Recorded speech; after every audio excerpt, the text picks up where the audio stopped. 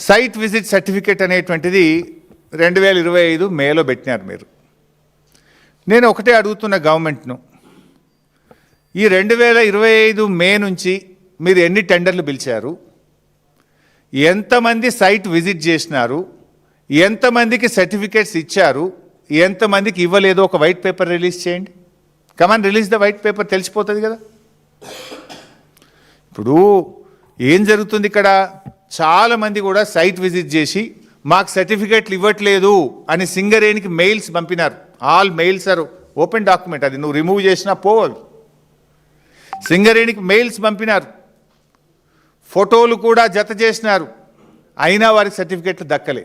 అంటే దీని పద్ధతి ఏంటంటే, సైట్ ఎక్కడైతే ఉంటుందో ఆ area GM site visit certificate ఇవ్వాలి. ఆ జిఎం ఆఫీస్కు పోతే ఆ జిఎం గారు సైట్ విజిట్ సర్టిఫికేట్లు ఇవ్వడు. లాస్ట్కి ఇక టెండర్ 5 గంటలకు లాస్ట్ అయిద్దనంగా, సాయంత్రం 5 గంటలకు టెండరు దాఖలు చేయడం లాస్ట్ అంటే, మధ్యాహ్నం పూట బ్యాక్ డేట్లో 2కో 3కో 4కో వీళ్ళు చెప్పిన వాళ్ళకి సైట్ విజిట్ సర్టిఫికేట్ ఇస్తాడు, మిగతా వాళ్ళకి ఇవ్వడు.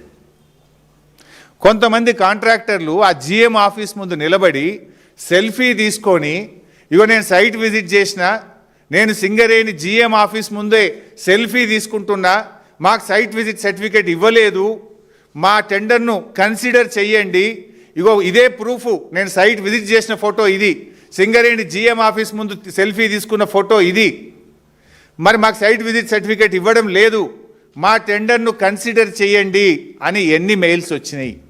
అనేక మంది మెయిల్స్ పంపినారు. లైక్ ఎన్సీసీ కంపెనీ మెయిల్ పంపింది, జిఆర్ఎన్ కంపెనీ మెయిల్ పంపింది, మహాలక్ష్మి కంపెనీ మెయిల్ పంపింది. ఇట్లా ఎన్నో కంపెనీలు మాకు సైట్ విజిట్ సర్టిఫికేట్ ఇవ్వట్లేదు, మేము పలానా తారీఖు నాడు సైట్ విజిట్ చేసినాము, ఇగో ఇది సైట్ విజిట్ ఫోటో, ఇగో ఇది జిఎం ఆఫీస్ ముందు నిలబడ్డ ఫోటో, జిఎం ఆఫీస్ ముందు తీసుకున్న సెల్ఫీ ఫోటో, మమ్మల్ని కన్సిడర్ చేయండి అని మెయిల్స్ ఎన్ని వచ్చినాయి. ఆ మెయిల్స్ బయట పెట్టండి. నేను పెట్టమంటే పెడతా, మీరు పెడతారా నన్ను పెట్టమంటారా? సైట్ విజిట్ సర్టిఫికేట్ మాకు ఇవ్వడం లేదు అని జిఎం ఆఫీస్ ముందు నిలబడి సెల్ఫీలు తీసుకొని మీకు పెట్టింది నిజమా కాదా? మీకు నంబర్ ఆఫ్ మెయిల్స్ వచ్చింది నిజమా కాదా? ఇంతకంటే ప్రూఫ్ ఏం కావాలి? నా దగ్గర ఫోటోలు ఉన్నాయి, వీడియోలు ఉన్నాయి, ఈమెయిల్స్ ఉన్నాయి. టైం వచ్చినప్పుడు మీరు ఎంక్వైరీ సిట్టింగ్ జడ్జితో ఆదేశించండి, నేను అన్నీ సబ్మిట్ చేయడానికి రెడీగా ఉన్నా. ఇది ఇంకా చాలా చాప్టర్లు ఉన్నాయి ఈ స్కామ్లో. 1-2 స్కాములు కాదు, 10ల సంఖ్యలో సింగరేణిలో స్కాములు జరిగినాయి. నేను 2 చాప్టర్లు రిలీజ్ చేసిన. First OB scam, second solar scam, 2 release చేసిన. ఇంకా చాలా ఉన్నాయి. సీరియల్గా వదలాల్సి వస్తుందేమో. ఈమెయిల్స్ ఉన్నాయి, ఫోటోలు ఉన్నాయి, వీడియోలు ఉన్నాయి. ఏ హోటల్లో ఈ కింగ్ పిన్ ఏ హోటల్లో మీటింగ్ పెట్టిండు, హోటల్లో కూర్చున్న కాంట్రాక్టర్లు, ది రింగ్ మాస్టర్, ముఖ్యమంత్రి గారి బంధువు కూడా కూర్చున్న ఫోటోలు కూడా నా దగ్గర ఉన్నాయి. టైం వచ్చినప్పుడు రిలీజ్ చేస్తాను. సో నేను అందుకే ఐ డిమాండ్, సింగరేణిలో ఎంతమంది సైట్ విజిట్ చేసిండ్రు, ఎంతమందికి సర్టిఫికేట్లు ఇచ్చిండ్రో రిలీజ్ చేయండి, ప్రజల ముందు పెట్టండి, తెలిసిపోద్ది కదా. శ్వేతపత్రం విడుదల చేయండి. ఇంకొక ఇంట్రెస్టింగ్ అండ్ ఇంపార్టెంట్ పాయింట్, సింగరేణిలో టెండర్ నియమ నిబంధనలు మార్చినప్పుడు కాంట్రాక్టర్లతో సమావేశం పెడతారు. That's a procedure in Singareni. ఆ కాంట్రాక్టర్లు అందరూ తమ అభిప్రాయాలు చెప్తారు.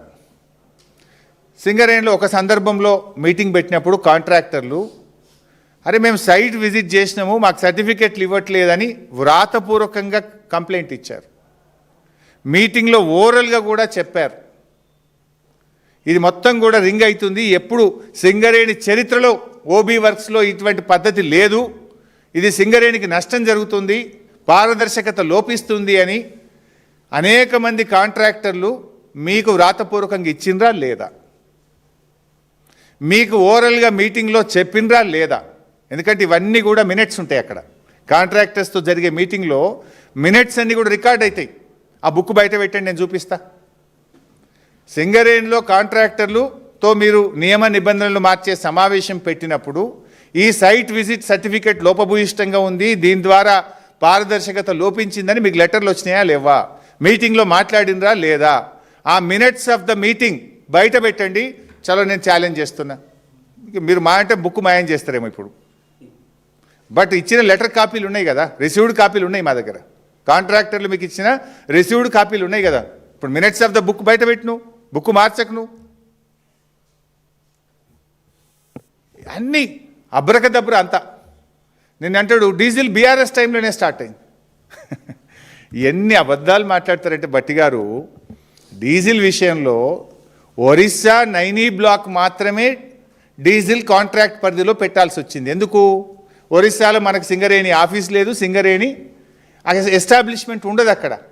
బట్ మన రాష్ట్రంలో సింగరేణి చేస్తున్న ఏ టెండర్లో కూడా డీజిల్ కాంట్రాక్టర్ పరిధిలో లేదు. It was there only for Orissa Naini block. Why? We don't have any establishment in Orissa state. అయితే ఇక్కడ అసలు విషయం ఏంది? కమిషన్ల కోసం, నియమ నిబంధనల పేరిట కొంతమంది కాంట్రాక్టర్లకు ఎలిజిబిలిటీ రాకుండా చేయడం. డీజిల్ అనేది 100 రూపాయల వర్క్ అనుకోండి, 50 రూపాయల వర్క్ ఉంటే 50 రూపాయలు డీజిల్ ఉంటుంది. సో 50%.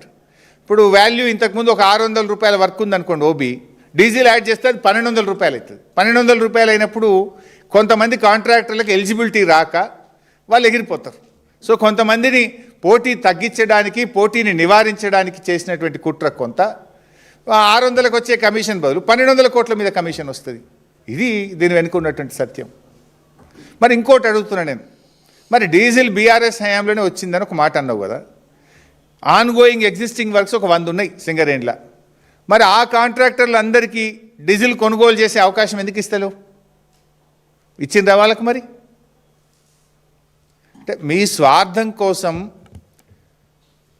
ఇవాళ మీరు కొత్త నియమ నిబంధనలు పెట్టి మైనింగ్లో అనుభవం ఉన్నటువంటి కాంట్రాక్టర్లను లేకుండా చేసిండ్రు.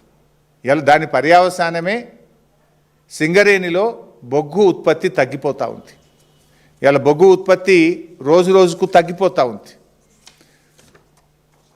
ఇది సింగరేణి బొగ్గు ఉత్పత్తి వివరాలు. కాంగ్రెస్ అధికారంలోకి వచ్చిన నాటి నుంచి ఉత్పత్తి తగ్గిపోతుంది, బొగ్గు అమ్మకాలు తగ్గిపోతున్నాయి. సింగరేణిలో జరిగిన స్కామ్ల వల్ల ఆ సంస్థ మీద ఎట్లా ప్రభావం పడుతుందనడానికి దిస్ ఈజ్ ద డాక్యుమెంట్.